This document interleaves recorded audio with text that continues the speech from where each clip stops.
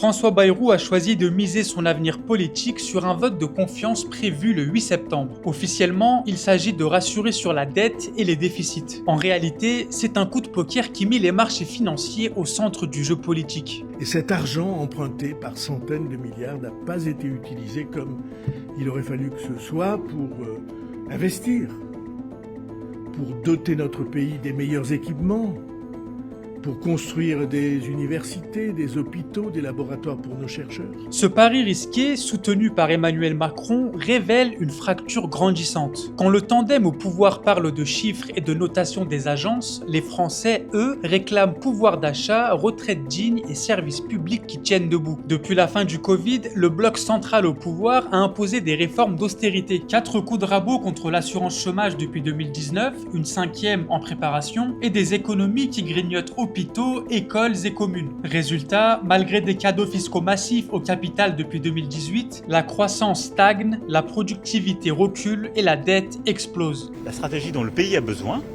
elle consiste à continuer d'accroître la production.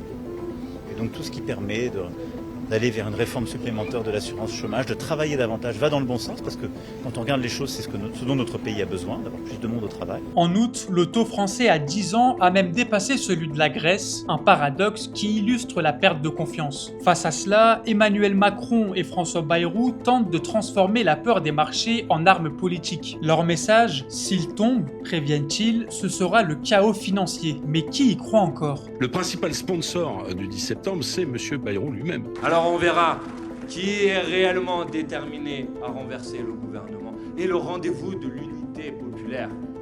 Le rendez-vous de l'unité populaire, il aura lieu le 10 septembre prochain, et vous l'avez entendu avant moi. Le 10 septembre, les manifestations prévues pourraient leur rappeler que la vraie tempête vient du pays réel, pas des traders. Reste une question, gouverne-t-il encore pour la France ou seulement pour assurer le capital ? Pour l'avenir des travailleurs et pour un monde meilleur, même si Macron ne veut pas, nous on est là.